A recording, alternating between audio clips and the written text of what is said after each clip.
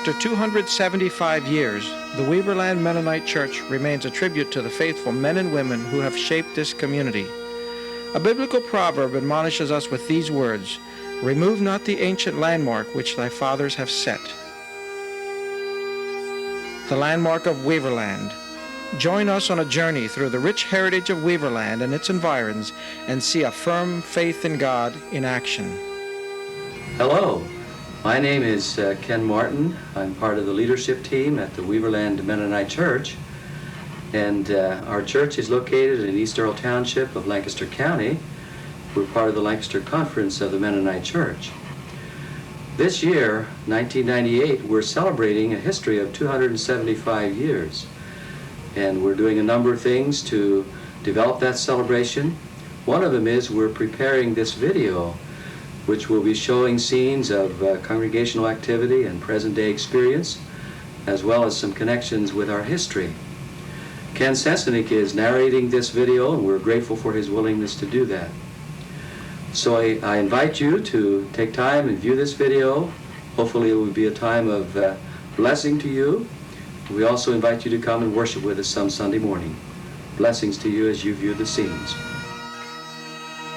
For the Lord your God is bringing you into a good land, a land with streams and pools of water, with springs flowing in the valleys and hills, a land with wheat and barley, a land where bread will not be scarce and you will lack nothing. When you have eaten and are satisfied, praise the Lord your God for the good land he has given you. These words, spoken of the hills and valleys surrounding the Jordan River, could just as well be reiterated over the hills and valleys transected by the Conestoga River. Here in the verdant meadows and forests of Pennsylvania, European Mennonites sought a new life free from the constraints of 18th century Europe. The rekindling of learning in Europe during the Renaissance era provided the landscape out of which grew the Protestant Reformation. The Reformation birthed the radical reformers, the Anabaptists. Conditions in Europe in the 17th and 18th centuries, political, economic, and religious, prompted many Europeans to look toward the New World as the Promised Land. For many Mennonites, Pennsylvania beckoned as the land of promise. The European experience lingered near the surface of the collective Mennonite memory as they arrived at the port of Philadelphia. Mennonites first established a congregation at Germantown. Later settlers moved further west into what is now Lancaster County and established the Pequea Colony in 1710. The 1719 Herr House in southern Lancaster County remains from these early Mennonites. They continued to come.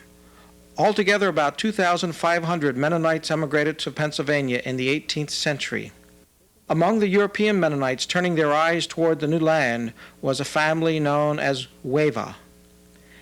Ancestral homes for the Weaver family still exist near Zurich in Switzerland. The Weavers came first to the Pequea settlement, 4 brothers, John, Jacob, Henry, George, and their father Hans. Of the 4 brothers arriving in the Pequea settlement, one brother, John, stayed in Pequea. John built this stone house still standing along Pioneer Road in West Lampeter Township. The house and barn date from the 1720s. The gable end indicates a change in the roof line. This change occurred about 1800. This brick Weaver home stands on the same property. Over the years, the surname has evolved. Webbers, Weavers, and in Canada, the Weavers share one name. The immigrants likely pronounced it Weaver. One historian observed, the Webbers have the right spelling, the Weavers the right pronunciation. The layout of the original farms, which became the Weaverland Valley, is shown on this diagram here. Route 23 coming across this way, Route 322 coming across this way, Route 897 is here. The town of Blue Ball is located at this intersection. The 3 Weaver brothers are centered around the present Weaverland brick church here and the upper Church Old Order building here. We see the farms, George Weber owning this tract here, Henry Weber owning this tract here, Jacob Weber owning this tract, and David Martin owning this tract. And so we have these 4 farms that form the nucleus of the colonial period of the Weaverland Valley. Immediately east of the Weaverland Church stands the house built by George, the youngest of the 3 Weaver brothers.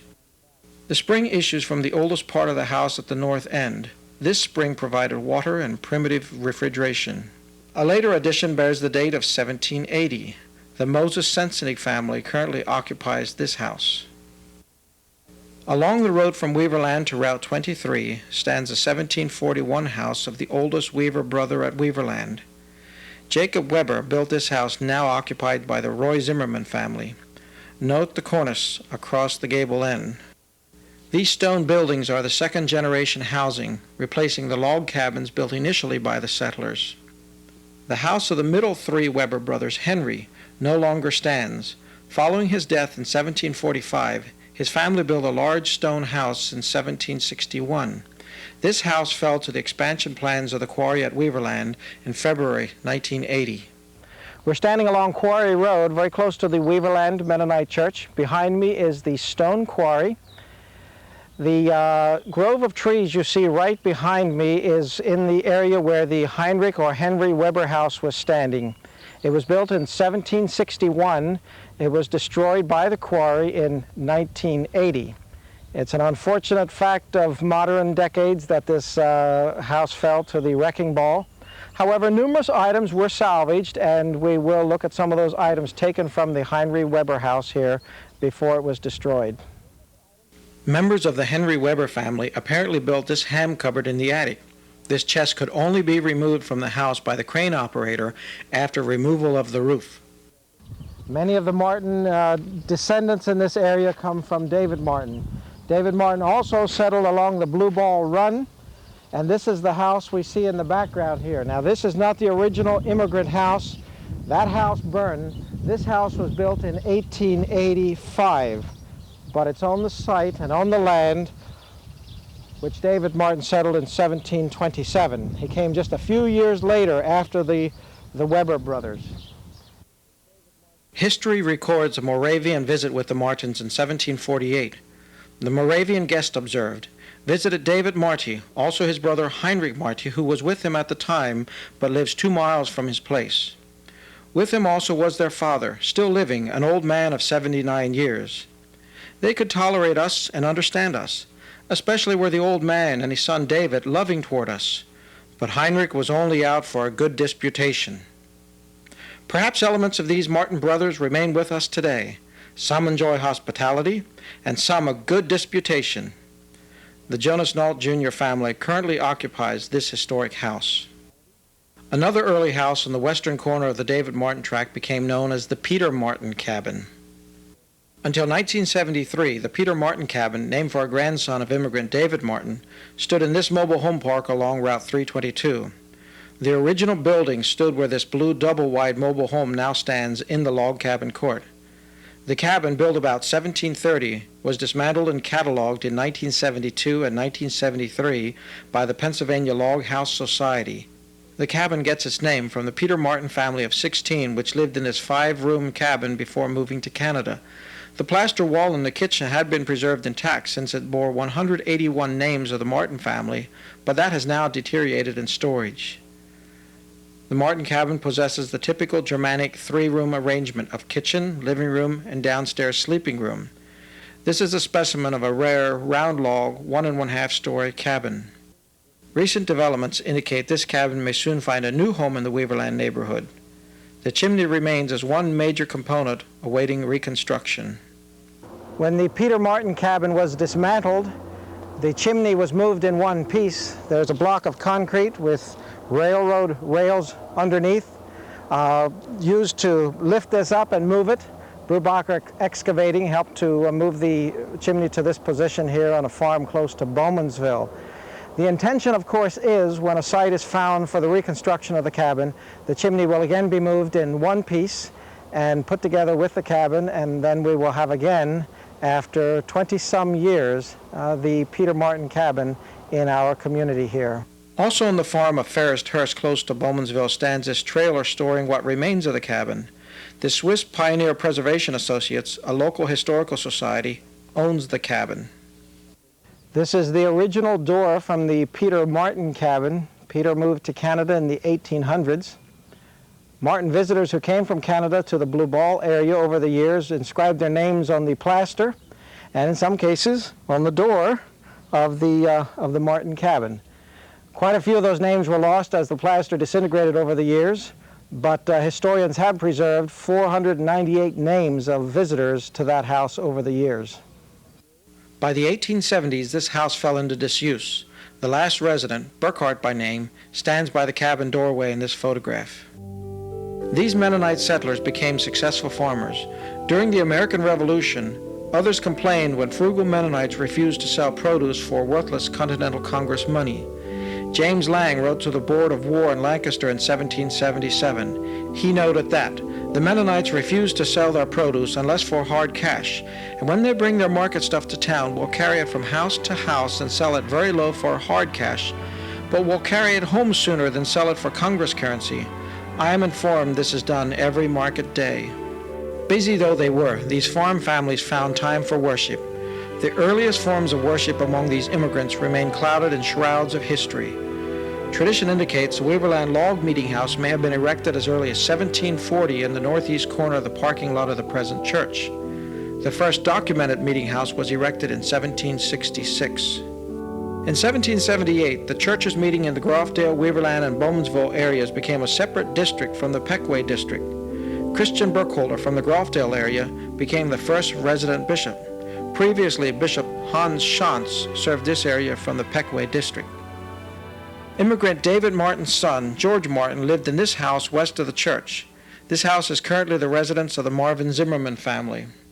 George and Elizabeth Martin owned the eastern end of the Martin tract on which the successive church buildings have been erected. From a contemporary source, M.G. Weaver describes the transaction for the first stone church. On the 4th day of December, A.D. 1766, George Martin and Elizabeth, his wife, sold to Peter Shirk, a preacher of the gospel, and Michael Whitwer, an elder of the church, and in particular of the Mennonite persuasion of Earl Township, 1 acre and 6 3/4 purchase of land, together with the house of public worship and draw well thereon erected, or that shall be erected. The 1766 date stone from the first permanent structure remains in the basement of the present church. Colonial Mennonites used the 1751 Osbund as their hymn book. This particular book belonged to the Bowmansville congregation and is like those used at Weaverland in the 1766 building. In typical fashion of the day, a long bench for the ministers stood along the north wall. A long pine table perpendicular to the bench extended into the room. The preacher stood at the head of the table. Those leading the singing sat along the sides of the table. These benches, constructed from 2-inch thick planks, a foot wide and with no backs, remained from the 1766 meeting house. Pressure from the growing congregation forced expansion of the original structure in 1853. Additional construction at the west end and converting the sexton's apartment into a seating area increased capacity to 400. The closed horse barn, used during horseback riding days, stood near the upper driveway. The lad in the photograph may be Ivan Bowman. Workers removed the barn about 1917. Although the horse barn is gone, one can still imagine it along the south side of the church near the road. The oldest members remember this building. No known photographs exist of the 1766-1853 meeting house. However, a piece of the foundation from the 1853 wall remains in a storage closet in the basement of the current church. Eli Wanger notes, as the men were tearing down this building, the stonemasons decided part of the wall was too good to be torn down and built the 1883 wall upon the 1853 wall. The original stone structure served the church until 1883 when a new church was built. The 1883 date stone is preserved in a closet in the current church. Along with the 1883 meeting house, the congregation added a sexton or caretaker's house on the south side of the church. The house appears here on the right. The new auditorium seated about 600 people. In the pattern preserved in old order churches, the preacher's table and bench occupied the north center of the wall. This table from the 1883 church remains in the basement of the current meeting house. The congregation sat around the singer's table in a great U formation. Segregated seating was the order of the day, men on one side, women on the other.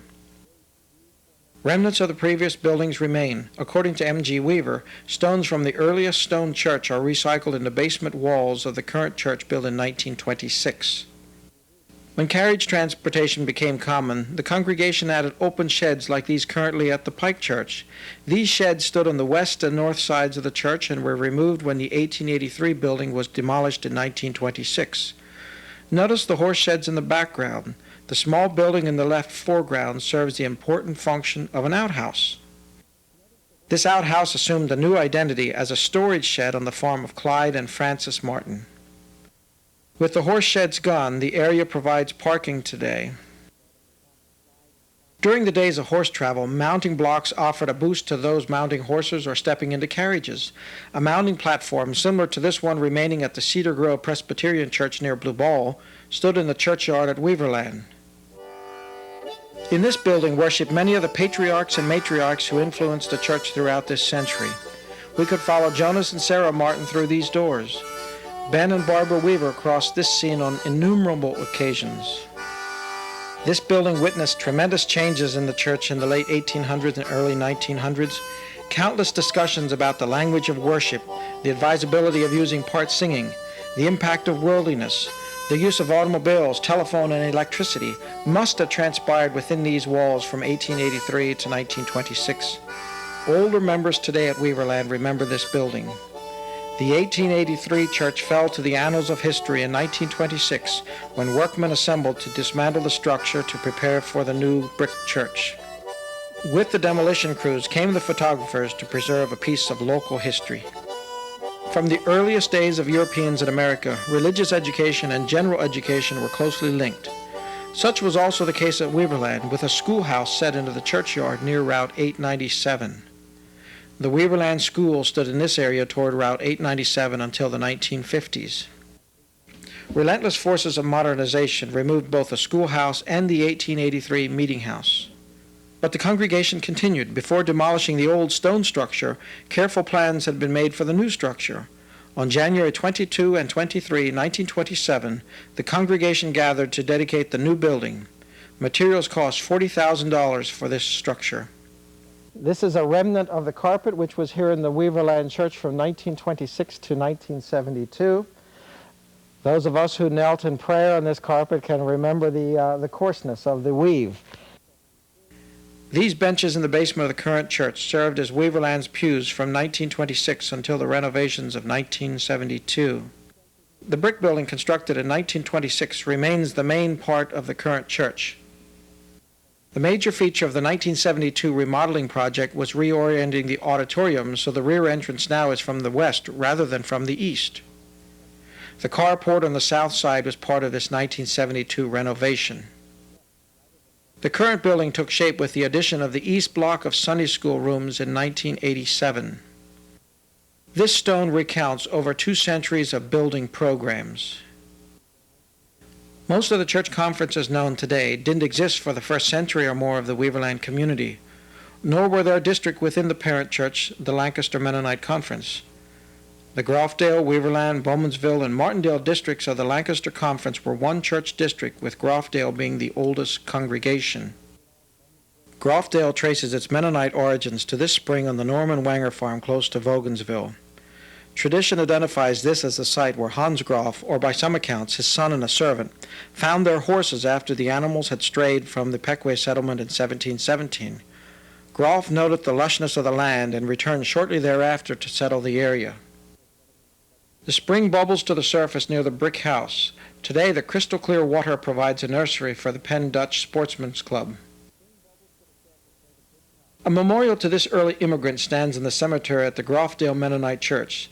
In 1729, Earl Township was named for Groff. Earl is the English translation of the German word Groff. The fieldstone marker remains behind the granite memorial.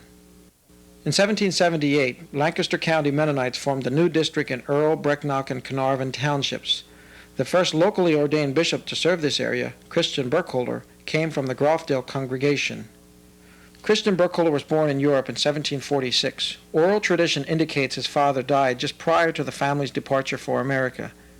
Young Burkholder arrived in Philadelphia in 1754. Later he married Anna Groff, granddaughter of immigrant Hans Groff. This house, built by Christian Burkholder near Fairmount, is now occupied by Paul and Alma Martin. Several priceless historical treasures from the Burkholder era remain in private possession. Burkholder's Address to Youth, printed in 1804, remains a classic. Burkholder's book sold so well that a second edition became necessary the same year. This printing was done at the Ephrata Cloister in 1804. This address was designed to combat strong extraneous forces threatening the Mennonite Church. In this era, many young people left the Mennonites for other denominations. Burkholder's second edition includes an acrostic poem or song in which he embedded his name. Each successive verse begins with another letter or blended letters to spell Christian Burkholter.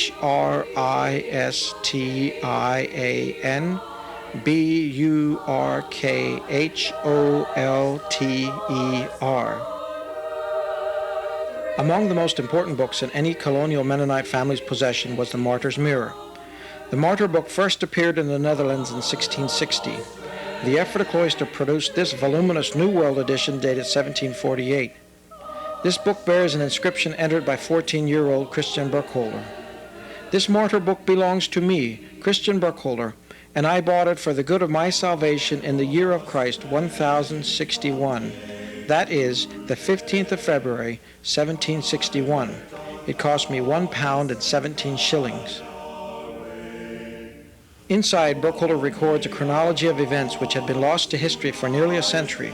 Of his ordination, Burkholder writes, "The charge of my ministry laid upon me the 12th of August, 1770.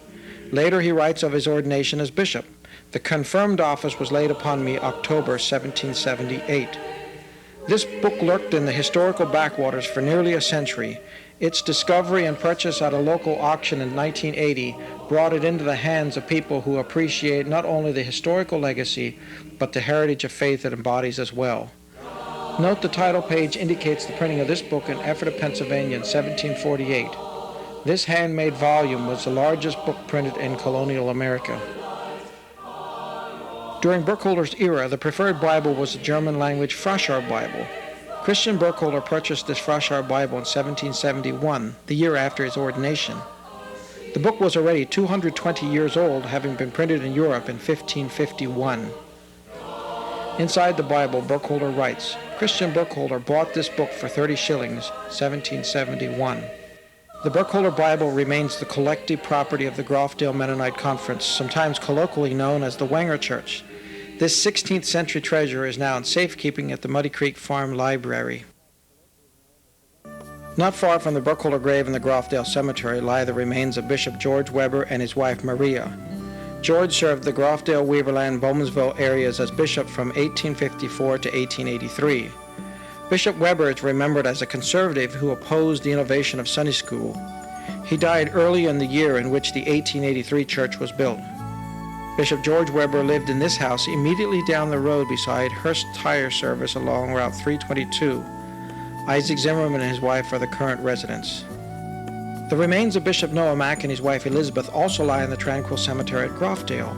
At times, tranquility eluded Mack during his lifetime. During the 1893 church division, the deacon serving Grofdale Metzlers, John H. Martin, withdrew from the Lancaster Conference.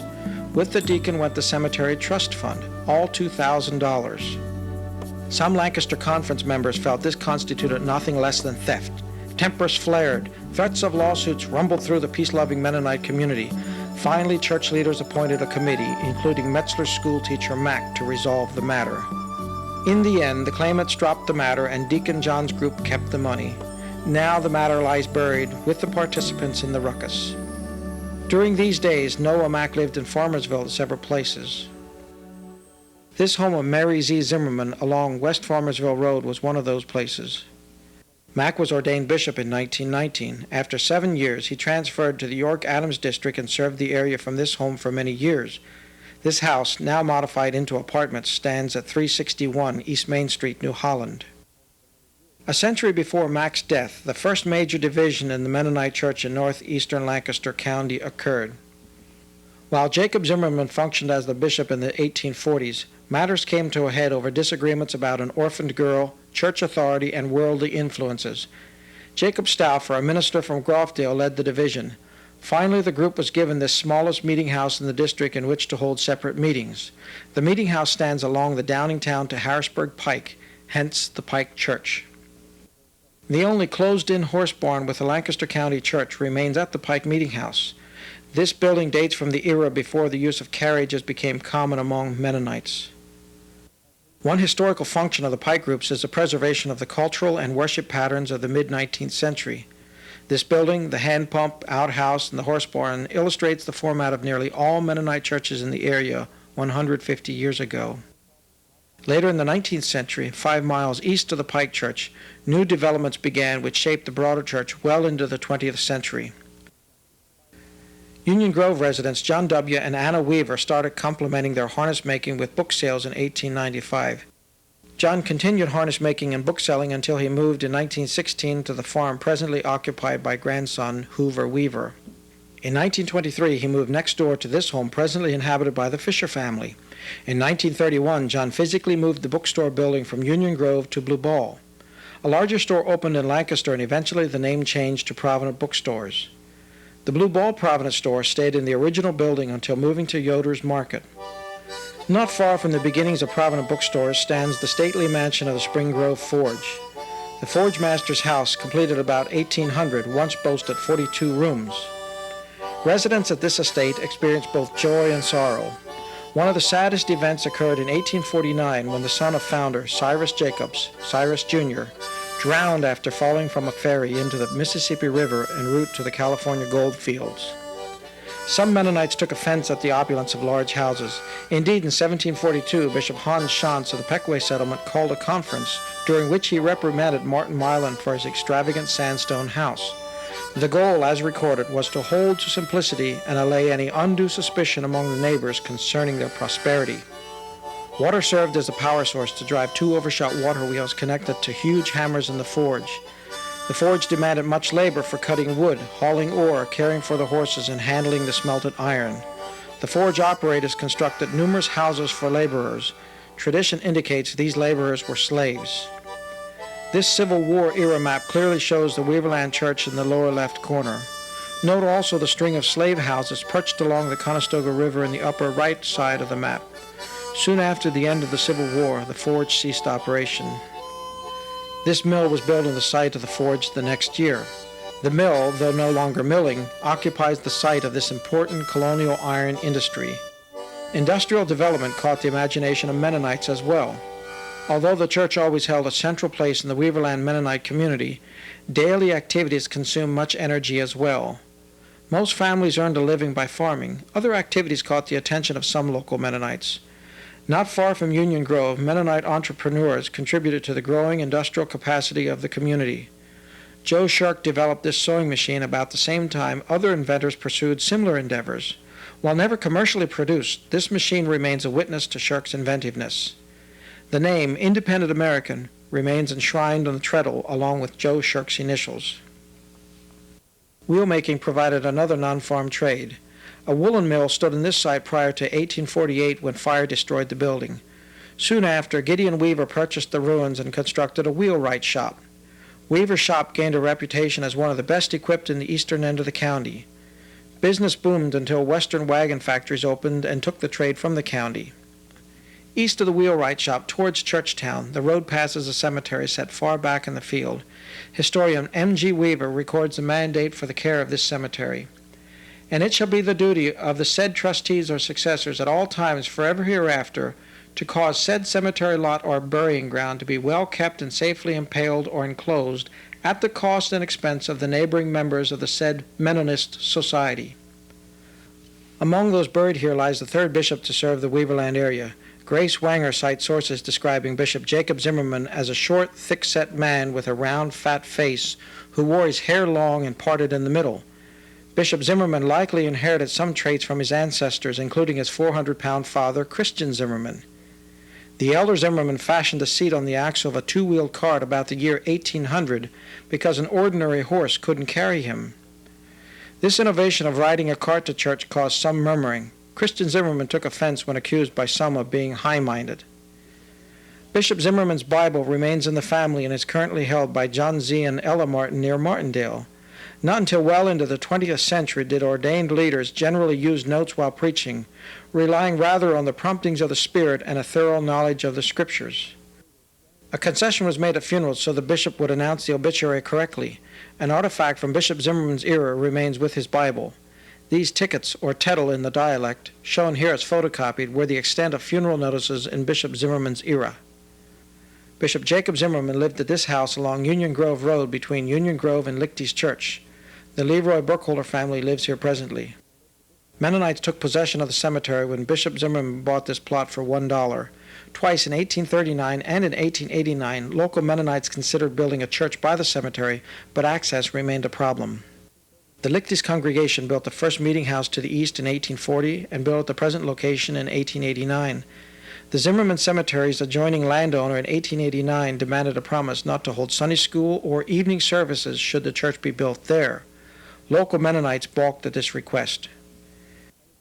11 years after construction of the rural Lichty's meeting house, Mennonites ventured into town and built the Goodville meeting house in 1900. This town church brought innovations. Goodville boasted a fixed pulpit rather than a table and had no singer's table. One can imagine few complained about the innovation of benches with closed backs. Goodwill brought further innovation with the first protracted meetings in the district in February 1909. Evangelist John Mosman held forth into the third week. Out of this revival, the district young people's meetings began in the fall of 1909. The Goodville Cemetery provides a final resting place for Bishop John and Susanna Souter. John served as Weaverland's bishop from 1926 until his death in 1939. Following his death, the Groffdale district was separated from the Weaverland district, and Malin Whitmer was ordained to serve as bishop at Groffdale. Few photographs of Bishop John Souter and Susanna are known to exist. This photograph from the previous century shows John Souter as a young man. Bishop John Souter lived on the Souter homestead along Weaverland Road east of Route 625. The date stone indicates this building was constructed in 1851.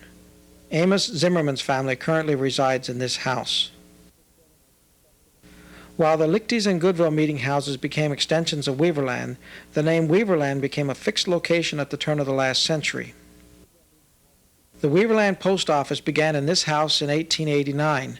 This post office served as an extension of the East Earl Post Office until 1914. Built in 1886 by the Wenger family, this home served Johnny Wenger, a colorful member of the Weaverland community. Ronnie and Jerry High occupy the house presently. Because of his handicap, John Wenger was affectionately known as Blind Johnny Wenger throughout the Weaverland area and beyond. Wenger earned quite a reputation for his keen mind and mechanical ability. He compensated for the loss of vision by utilizing his other senses. He made broom handles in a pump house now removed from the property. This gearing work in the Muddy Creek Farm Library Museum comes from Johnny Wenger's shop. During construction of a nearby trolley bridge, family members found an aging Johnny astride the high steel girders. With consternation, they ask, "Well, Johnny, how are you going to get down?" His sensible reply, "The same way I got up." After he had seen the bridge with his fingers, he came down the workman's scaffolding. Remnants of that bridge remain. Behind me is the Conestoga Creek, and beyond that is the stone quarry at Weaverland. Here in the foreground, you'll see the stone abutment for the trolley bridge, which was built here in about 1904 and 1905 to accommodate the extension of the trolley running from Blue Ball to Terry Hill. When one of the buildings in the neighborhood here was torn down, this car stop sign was found under the floor. Presumably, this was a sign indicating to stop here at Weaverland for the trolley. One of the stories my grandfather, John Burkholder, tells me is that when the trolley was extended to run into Terry Hill, some of the people on Terry Hill were complaining about the reception on their radios. It seems that when the electric was drawn by the trolley starting at Blue Ball, the radios would get more and more static until the trolley finally chugged up the hill into Terry Hill.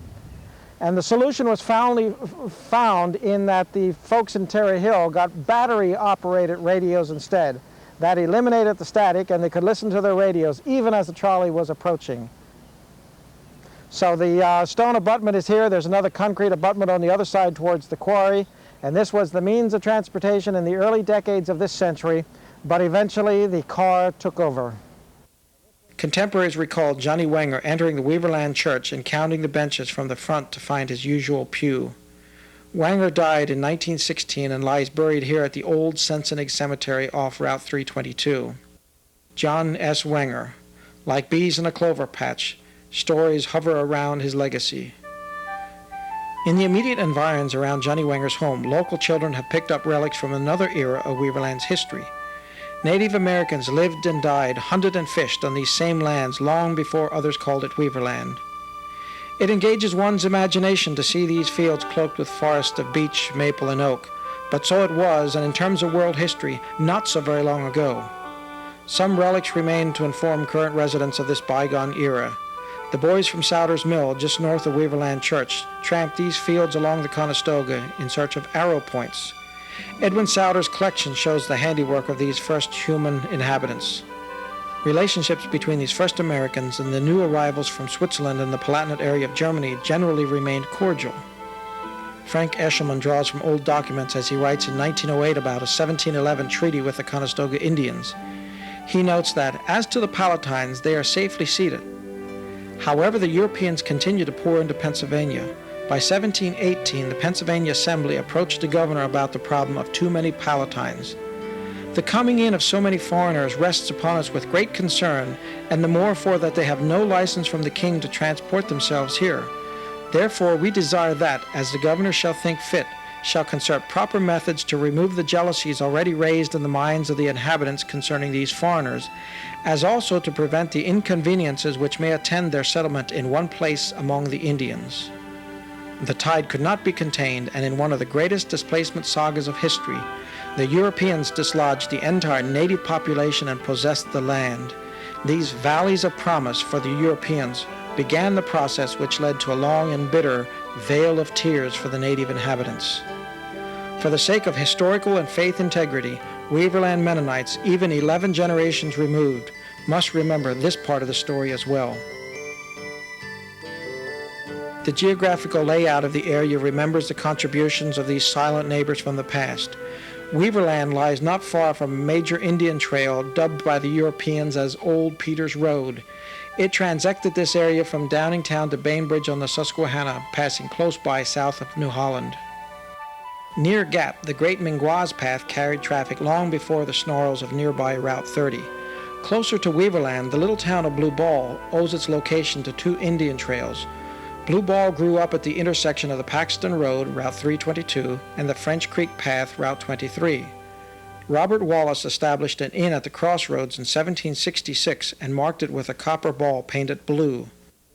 Weaverland remains the historic home of the Native American populations. Doubtless unmarked graves of the first human inhabitants dot the fields and neighborhoods of this community. In contrast, European burial customs preserve the gravesites of the earliest Mennonite immigrants. This Wave-A-Tall cemetery near the quarry at Weaverland served as a burial ground for the earliest Weaverland Mennonite immigrants. Sometime about 1730, David Martin and Henry Weber established this burying ground. This cemetery is situated right on the property line between the David Martin tract and the Henry Weber tract. And the graveyard goes right diagonally on the property line this way and on the property line this way. Several modern granite markers showing family genealogies preserve the record of the fading fieldstones for future generations. A trust fund at the Blue Ball National Bank finances the upkeep of this cemetery. Jacob Weber, the oldest of the three Weber brothers, died in 1747 at the age of 80. He was married to Anna Bauman of the Peckway settlement. Jacob and Anna left a family of 9 children. Henry Weber died relatively young at the age of 54 in 1745. Henry and his wife, Maudlin Kendig, left a family of 8 children. George Weber, the youngest of the 3 brothers, died in 1772.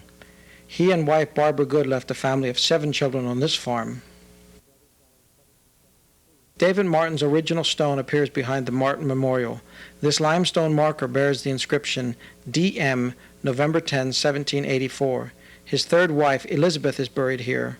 David Martin likely had 13 children. Toward the end of the 1700s, the Weaverland congregation decided to begin a burial ground close to the church. In 1792, the congregation established a new cemetery on land obtained from Caspar Souter. Periodically, the church purchased additional parcels for the cemetery. The upper cemetery along Route 897 predates the Old Order Church. Henry Martin, son of immigrant David Martin, is one of the Weaverland bishops buried in the upper cemetery. Henry served as 2nd bishop from 1809 to 1825. George Weber, the 4th bishop, wrote of Bishop Martin's legacy. I recollect in my youth I heard the old brethren say that he kept house very strictly in accordance with the word, and if I remember rightly, he expelled his own brother-in-law on account of intemperance and severely reprimanded his son and admonished him to repentance. Bishop Henry Martin lived in the house of his father, immigrant David Martin. These gravestones mark the final resting places of Bishop Benjamin and Barbara Weaver. Ben served the church as bishop from 1902 until his death in 1928. Ben Weaver, pictured with his sister Susanna Geigley, is the first Weaverland bishop for whom pictures exist. During his service as bishop, he lived in Terry Hill, Union Grove, and Goodville. Before his ordination, Ben lived at Churchtown. Ben and Barbara buried 3 children, remembered by these markers. A century ago, childhood diseases claimed many lives. Bishop Ben's brother George and his wife Mattie buried 5 children aged 5 and under, including a pair of twins. All 5 died within 48 days in early 1896. These memorials commemorate the brief lives of Rosaline, Daniel, Eva, John, and George Weaver, cut short by the dreaded scourge of diphtheria. Levi Stauffer leaped into a cold spring when he was 10 years old. Paralyzed the rest of his life, he lived to age 64 in 1889. This illegible stone probably marks the grave of Moses Imhoff, the first burial in this cemetery. Moses died at age 11 in 1792. Tradition indicates he was found as a baby in the yard at the Jacob Weber farm. One of the most tragic and gripping stories associated with the Upper Cemetery centers around a fatal accident following a Sunday morning service. Oral tradition indicates 19-year-old Elizabeth Martin lingered after a morning service in 1832 to apply for church membership. As she prepared to leave, after consulting with the ministry, her horse reared on its hind legs and fell upon her. The weight of the horse and the saddle protrusions severely injured the young woman, who died shortly afterwards in a nearby farmhouse. For years after the accident, Elizabeth's gravesite provided a somber reminder to young folks of the fragility of life. In keeping with the custom of the day, young men and women got saddles for socializing when they turned 18. This handcrafted saddle from Elizabeth's horse may have been crafted by her father, George Martin. Today, the Muddy Creek Farm Library Museum houses this reminder of Elizabeth's short life and tragic end. Jonas Martin served the Lancaster Conference as bishop at Weaverland from 1881 to 1893. Following the division of the church, he continued as bishop in the Old Order group until his death in 1925. A phrase Jonas Martin quoted in nearly every sermon was, "Once to live, once to die, and then to appear before an almighty God." Jonas, his first wife Sarah, and later his second wife Anna, lived on this farm just north of Goodville's Water Street. One can imagine the agonized decision-making that transpired in this home as Bishop Martin struggled between his church and his conscience before the division. Despite the tempest in the church, Martin strove for peace. Grace Wanger recounts Jonas's peacemaking efforts during a porch scrubbing controversy between his wife and the woman on the other side of the double house. Jonas solved the problem by saying, "I'll scrub the middle part." Those who remembered Jonas described him as having brown hair almost shoulder length with no part. He wore a dark-colored shirt, a plain coat, and a little bow tie. His shoes were neatly polished in an era when some men walked through the weeds on the way to church, lest the shine of their shoes display their pride. Lynn Good's family presently occupies the Jonas Martin house. Some relics from Anna Martin remain in the museum at the Muddy Creek Farm Library. We're in the Muddy Creek Farm Historical Library. In the background is the bonnet rack from the Weaverland Mennonite Church in the 1926 church. In the foreground here, we're looking at some of the bonnets which were worn by Anna Wenger Martin, the wife of Bishop Jonas Martin, who was bishop when the church divided in 1893. These 2 brown bonnets would have been worn as everyday bonnets. The black bonnet would have been used as a dress-up bonnet when it was time to go to church functions. Relics from a century ago, the wife of Bishop Jonas Martin, Anna Wenger Martin. The group led by Bishop Jonas purchased land beside this cemetery to erect a new meeting house. Church members built this meeting house in 1894. This 1894 meeting house was patterned after the old 1883 Weaverland meeting house. The building earned the nickname of the Upper Church in Weaverland jargon. Bishop Jonas Martin and Deacon Daniel Burkholder, along with about 1/3 of the Weaverland members, withdrew from the Lancaster Conference. An unfortunate event at Lichty's in 1889 sparked the situation. While constructing the church, the building committee pursued an independent route and built a raised platform. During the night of September 26, 1889, some opposing members came to Lichty's church, removed the pulpit, and made the floor level again. Eventually, 11 men were excommunicated or withdrew over this incident. Foment continued into 1893. By the end of the 19th century, forces of modernity pressed hard on the Mennonite Church. The Weaverland community and its bishop felt these forces keenly. Issues arose over English singing and preaching, the marrying of non-members, and the implementation of a Sunday school which started at Weaverland in 1891. Finally, at the October 1893 Lancaster Conference meeting, Jonas Martin spoke strongly of his convictions. When asked to recant his words, he felt he could not in good conscience do so. This led to excommunication and a complete break.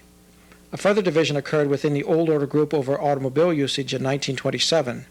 Today, the Weaverland and Groffdale conferences number about 4,000 members each. Across the road from the Old Order Church, the Lancaster Conference Group established a new cemetery in 1929. This cemetery, taken from the original George Weber tract, provides the final resting place for Bishop J. Paul Grable and his wife Phoebe. Paul served the Weaverland district from 1939 until 1975 as to the Lord. During much of Grable's service as bishop, he and Phoebe lived in this house at the intersection of Weaverland and Spring Grove Roads.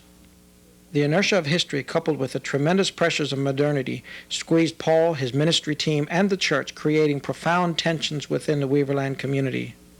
In Grable's latter years, these tensions created 2 abortive attempts to find a successor.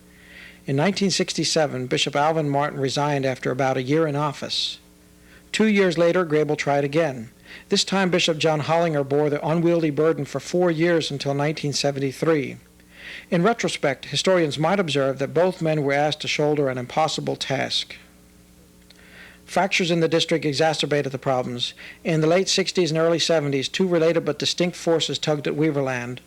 A culturally conservative movement drew members from Grable's district to form the Eastern Pennsylvania Church in 1968. This movement felt keenly at Martindale, Churchtown, and Cambridge, trimmed the membership of the district. Shortly thereafter, a theologically conservative but culturally progressive movement took Weaverland members to the nearby Christian Fellowship Church. Paul soon realized the dichotomies of his district meant the best course was to form 2 independent districts. In pursuit of this goal, Grable ordained Earl Senseney for the newly formed Martindale district in 1974. The next year, the mantle of bishop responsibilities in the remaining Weaverland district fell on Aaron Hollinger. Within 9 months of completion of that task, and after nearly a decade of effort to find a successor, Paul Grable joined the silent faithful on the hill overlooking the Weaverland Church. While the dead bear mute testimony of the faithfulness of God, the current church belongs to the living. Only in the context of a believing and practicing community can the mighty acts of God be celebrated and made known. I thank the Lord my Maker for all his gifts to me, for making me partaker of bounties rich and free, for father and for mother who give me clothes and food. A more diffuse and congregationally based form of leadership has emerged from the era when bishops held tremendous sway in their districts. Those with a firm faith in God display grace sufficient to span the chasms modern forces have created. While the externals have evolved, the message remains surprisingly similar. Leonhurst's preaching illustrates the timelessness of the message. I want you to know, whether you're aged, midlife, teenager, whatever our lot in life is, however deep the valley you're going through, God is omnipotent. He has all the resources at his command to meet your need. Today, the faith descendants, many of whom are also biological descendants of the first Weaverland Mennonites, gather to celebrate God's work in the community. 275 years have wrought tremendous change in the church. One thing, like a beacon on a hill, remains unchanged. That unchangeable element is a firm faith in God. Indeed, the past can be relished and the future anticipated, but only in the present can we dwell. M.G. Weaver links the past and the present when he notes that an unlimited faith in the God of our fathers and a life of simplicity was the ruling spirit in every generation. Weaver observes that those from the past are going down the valley in a brightening twilight, casting shadows of elevating influence. so that even future generations who shall occupy these grounds might also reap a blessing from the seeds continually sown and cultivated. Yes, Weaverland, to some merely a location, a convenient geographical reference point, to others an ancient landmark, symbolizing a faith heritage deep and abiding. Presently the task falls to us, the living, to carry the baton of faithfulness into the 21st century. We've surveyed the Weaverland Valley with many graves and artifacts of those who once lived on our farms and in our houses. Now we echo the sentiments of M.G. Weaver as he trod the field lane to a local cemetery. "Sleep on," says Weaver to those that repose in the cemetery. "Your lives have not been in vain. You've given us fertile acres, a peaceful community, and a firm faith in God."